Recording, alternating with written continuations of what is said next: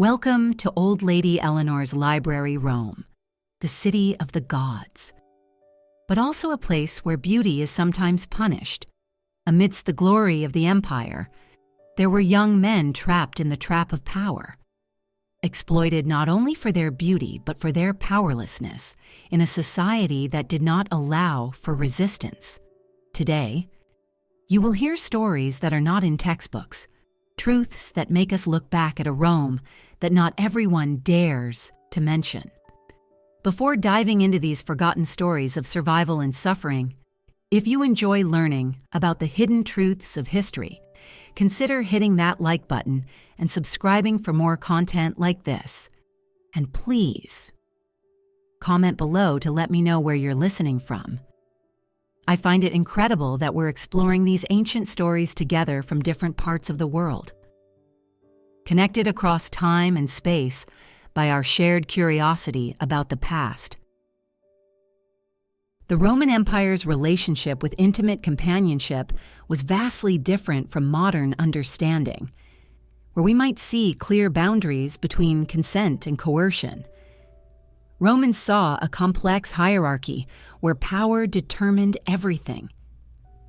At the bottom of this hierarchy were young men, often taken from conquered territories or born into slavery, who found themselves thrust into roles they never chose.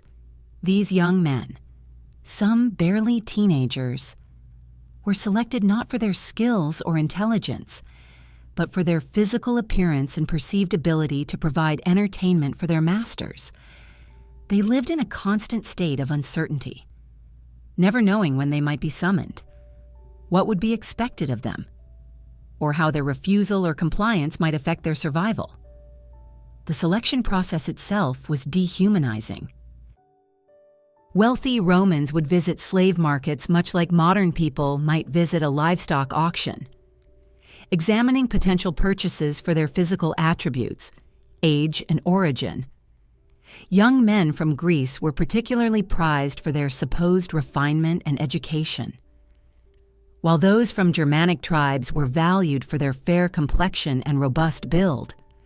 The buyers showed no consideration for the terror these young men must have felt, standing exposed and vulnerable while strangers debated their worth.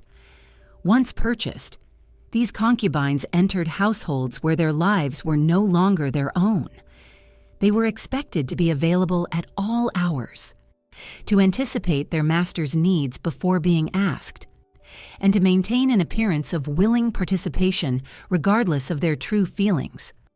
The psychological toll of this existence cannot be overstated.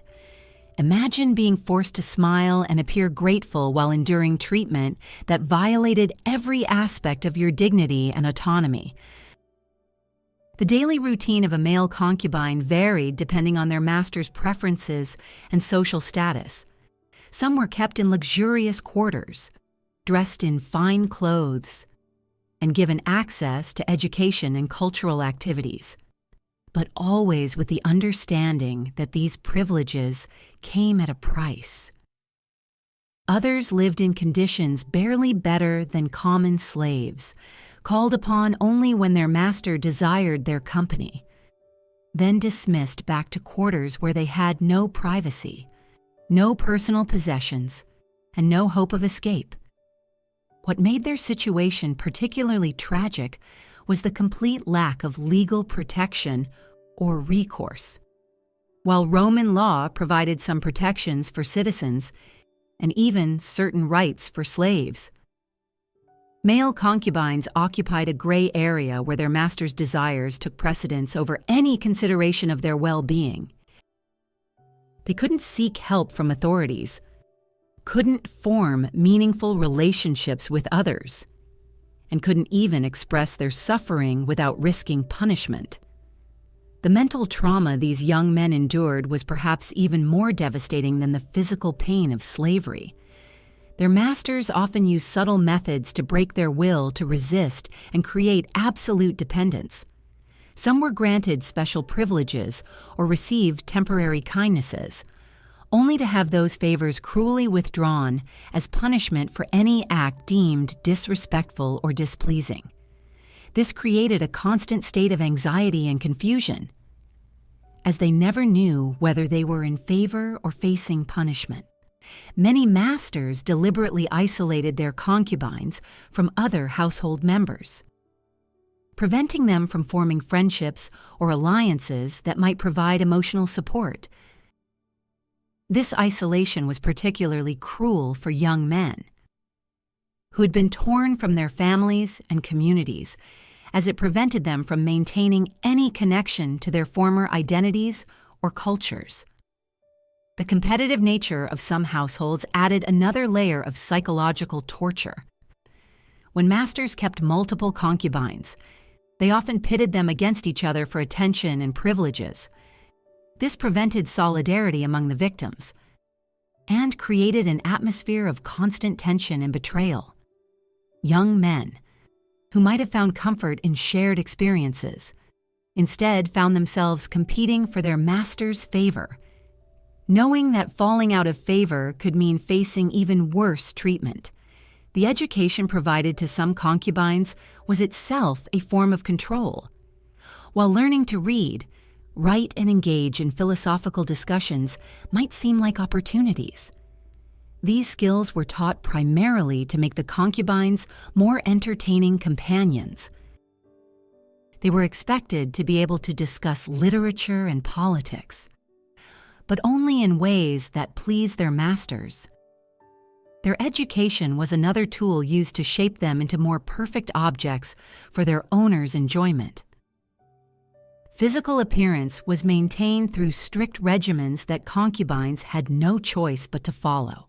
They were required to exercise regularly, maintain specific diets, and undergo grooming practices that kept them looking youthful and attractive.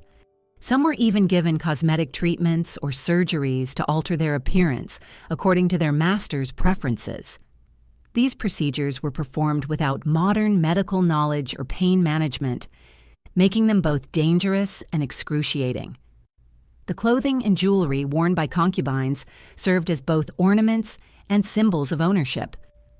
Masters often took pride in how beautifully they could dress their companions, treating them like living dolls rather than human beings.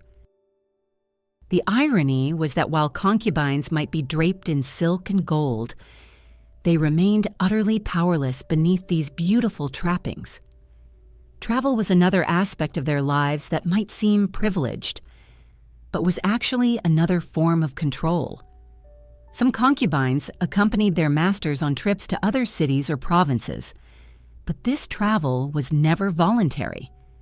They were essentially portable property, expected to provide the same services regardless of location, while adapting to new environments and social situations without complaint.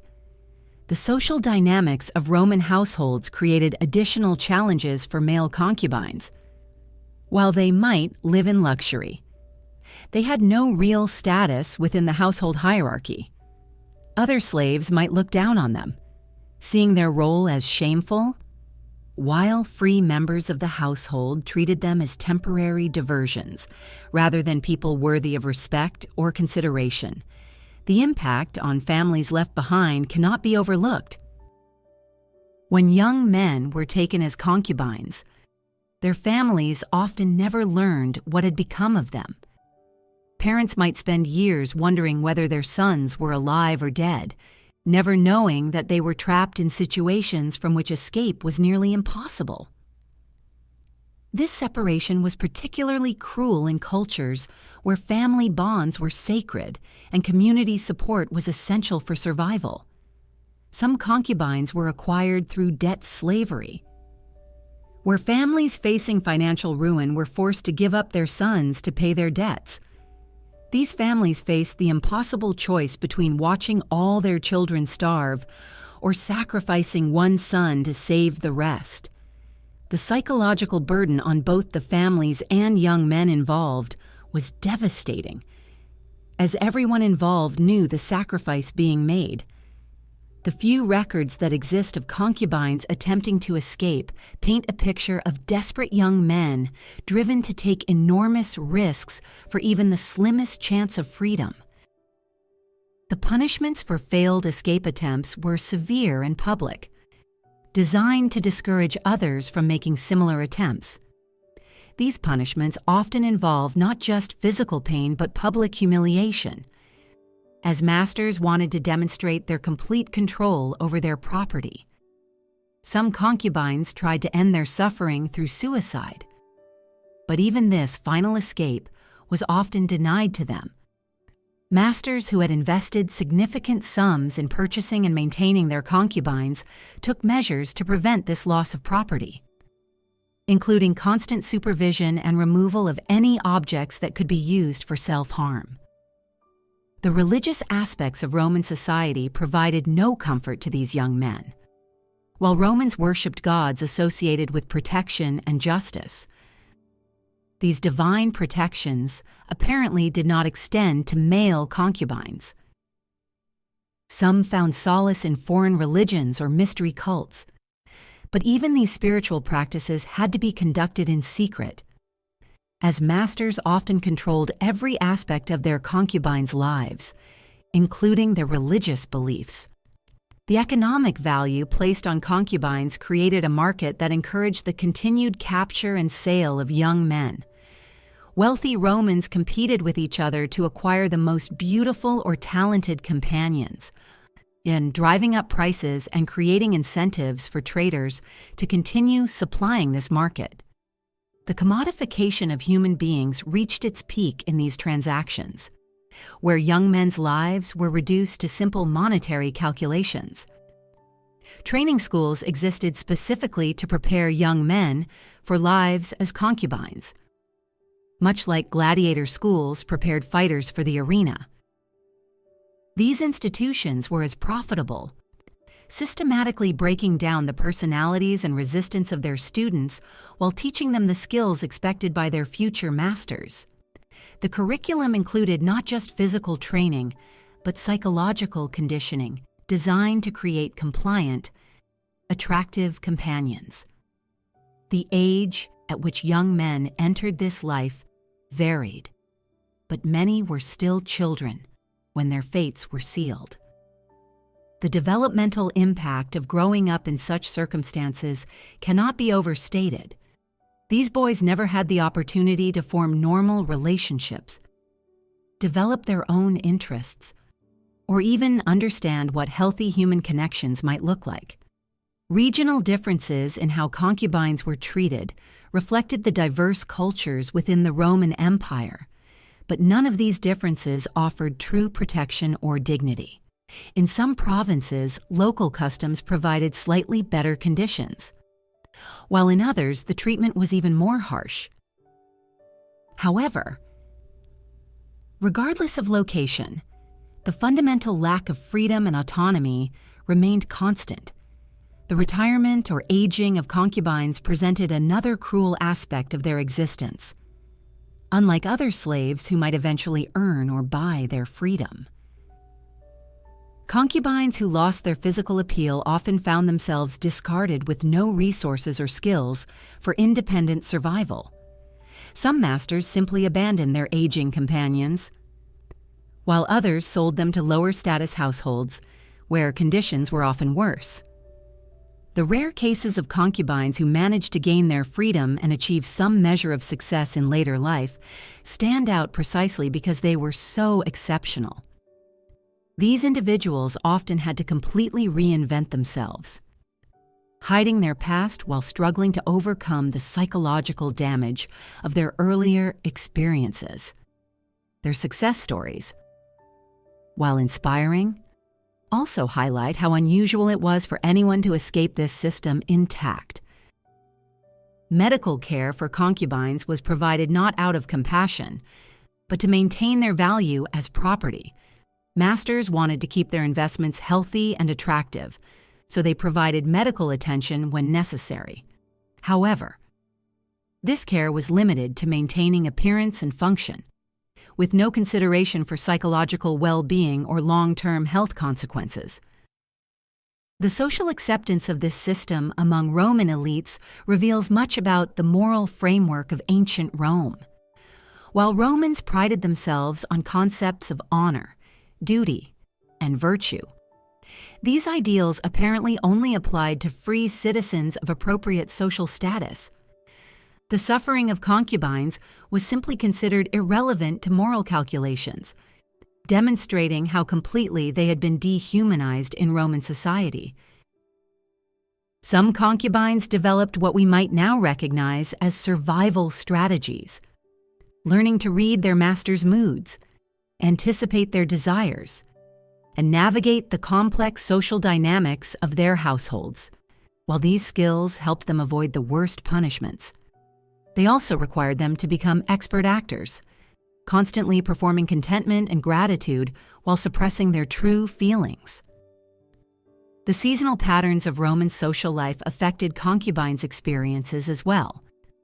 During major festivals and celebrations, they might be expected to participate in elaborate entertainments, while quieter periods might offer brief respites from constant attention. However, even these quieter times were marked by anxiety about when they might next be summoned. Communication with other concubines or slaves was often restricted, but when possible, these young men developed their own networks of support and information sharing.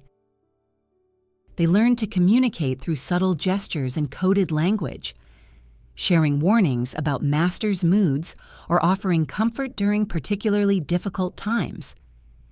These connections, while necessarily secretive, provided crucial emotional support in an otherwise isolating existence. The impact of this system extended beyond its immediate victims to influence Roman society as a whole.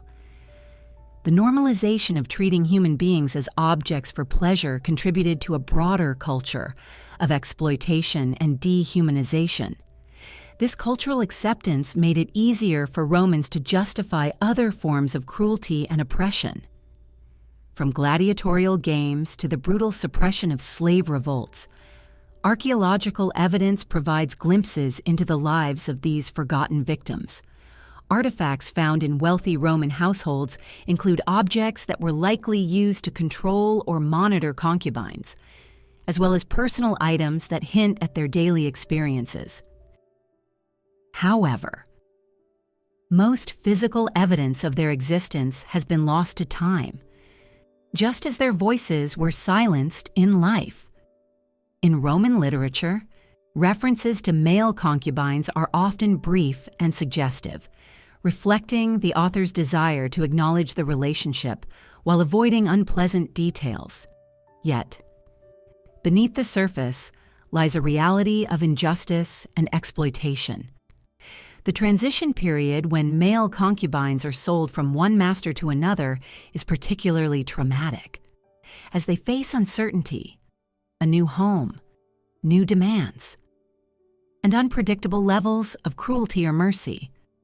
Ask ChatGPT in Roman literature. References to male concubines are often brief and suggestive, reflecting the author's desire to acknowledge the relationship while avoiding unpleasant details. Yet, beneath the surface lies a reality of injustice and exploitation. The transition period when male concubines are sold from one master to another is particularly traumatic, as they face uncertainty, a new home, new demands, and unpredictable levels of cruelty or mercy. Each transition meant starting over in terms of learning how to survive in a new environment, while maintaining the psychological defenses that had kept them in their previous situation. Some masters treated their concubines as temporary diversions, quickly losing interest in either selling them or relegating them to ordinary household slavery. Others developed long-term attachments that, while still fundamentally exploitative, provided a degree of stability and predictability. Neither situation offered true security, as the concubine's fate always remained entirely dependent on their master's whims. The seasonal migration of wealthy Romans between their urban houses and country villas meant that many concubines spent their lives moving between different environments and social contexts. This constant adaptation required tremendous psychological flexibility, while preventing them from ever establishing roots or forming lasting connections with places or people. The education of concubines in music, poetry, and conversation created a cruel irony. They were taught to appreciate beauty and culture while being denied any opportunity to create or contribute to these fields themselves. They became living repositories of artistic knowledge and skill, but always in service to others' enjoyment rather than their own expression. Physical training regimens imposed on concubines were designed to maintain their appeal to their masters, but these programs were often extreme and punishing. Young men had no choice but to endure whatever exercise, dietary restrictions, or body modifications their masters demanded, regardless of the physical or psychological cost. The seasonal celebrations and festivals of Roman society created additional pressures for concubines, who were often expected to participate in elaborate entertainments or private celebrations. These events might seem festive from the outside, but for the concubines involved, they represented additional opportunities for humiliation and exploitation. The development of personal relationships between concubines and other household members was complicated by the ambiguous nature of their status. While they might live in relative luxury, everyone understood that their position was based entirely on their master's favor, making genuine friendship or romance nearly impossible. The regional trade networks that supplied young men to serve as concubines stretched across the entire Mediterranean world and beyond. This system created incentives for warfare, kidnapping, and debt slavery, as traders sought to meet the demand from wealthy Roman households. The human cost of maintaining the supply chain was enormous, affecting not just the victims, but entire communities and cultures. The training and conditioning of concubines involved not just learning specific skills, but undergoing psychological manipulation designed to break down their resistance and create dependency. Masters and their agents became expert at identifying and exploiting psychological weaknesses. Using techniques that would be recognized today as systematic abuse, the clothing and ornamentation of concubines served multiple purposes beyond mere decoration. These items marked their status, demonstrated their master's wealth and taste, and served as constant reminders of their lack of autonomy. Even their physical appearance was not their own to control. The medical and grooming practices imposed on concubines often involved procedures that were painful, dangerous, or permanently disfiguring. These practices were performed without regard for the concubine's consent or comfort, treating their bodies as objects to be modified according to their master's preferences.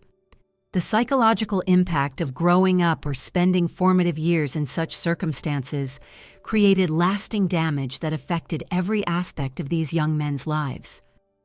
They never had the opportunity to develop normal concepts of consent, autonomy, or healthy relationships, making recovery extremely difficult even if they eventually gained freedom.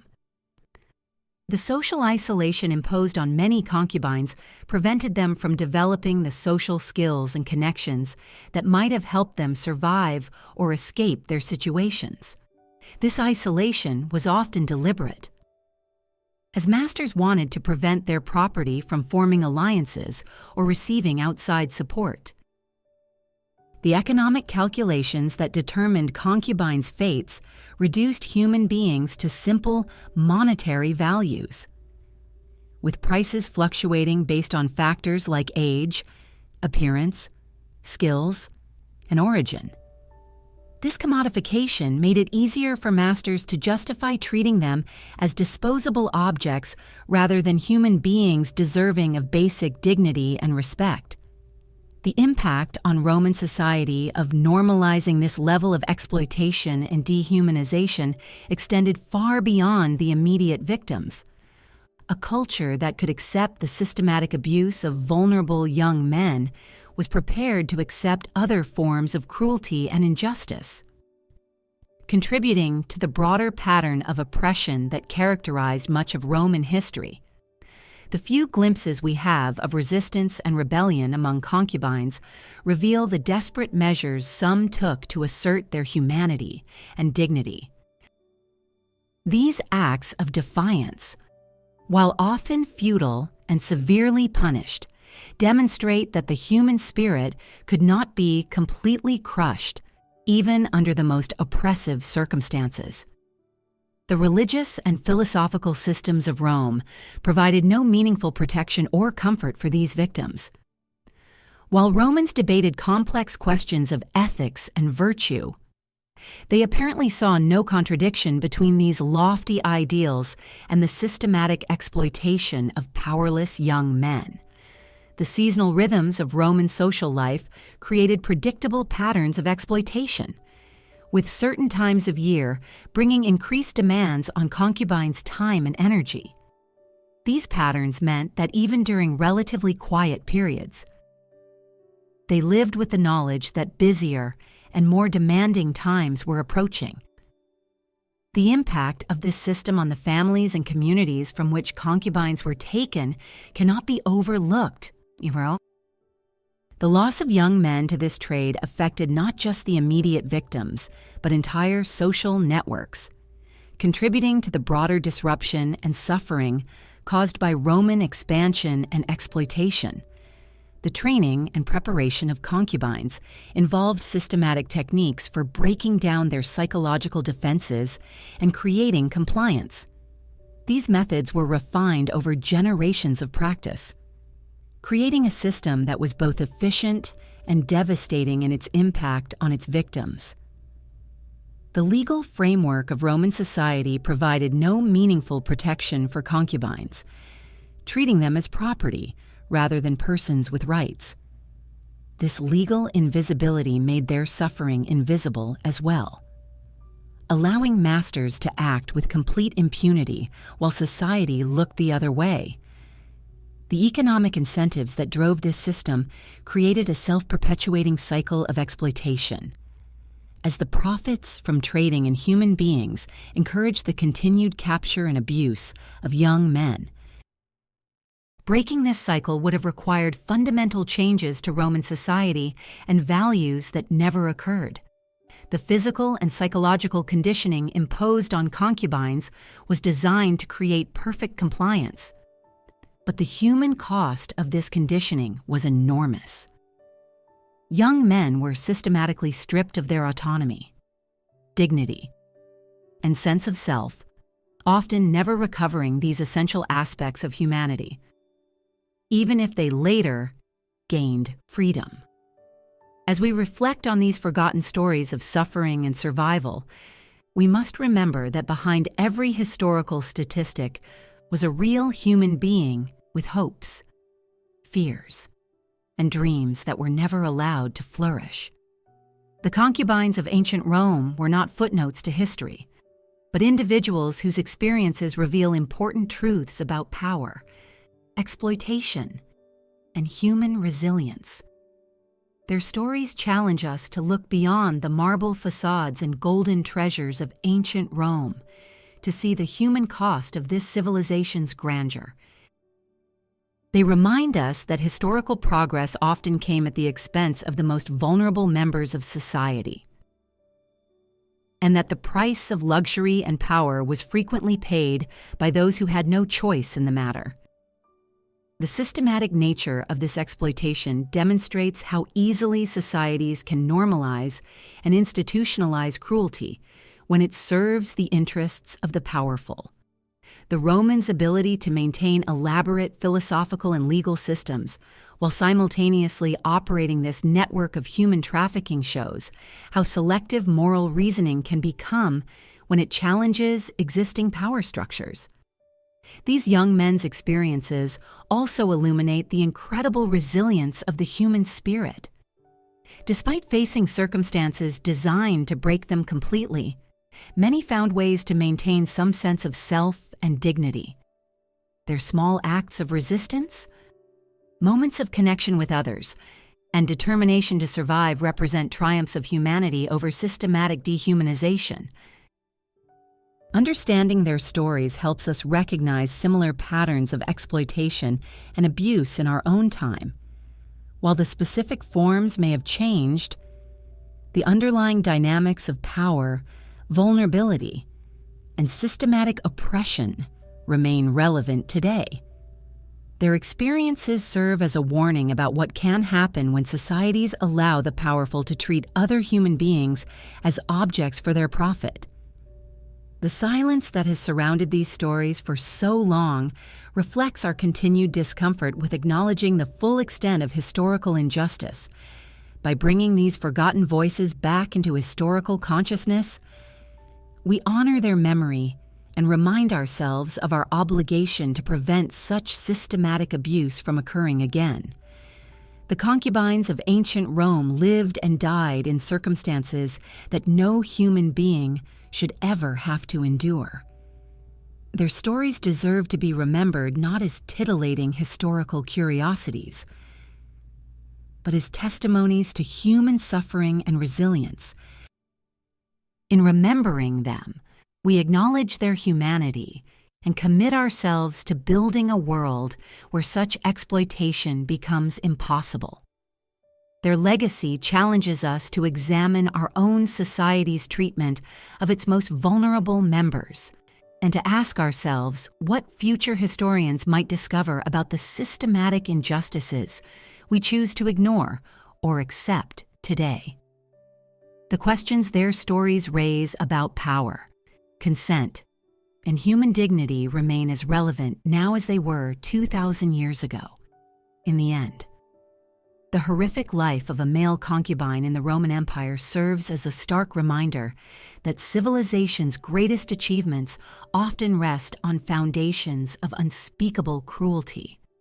By understanding and acknowledging this truth, we honor those who suffered and commit ourselves to ensuring that such systematic dehumanization never again becomes the hidden price of progress and prosperity.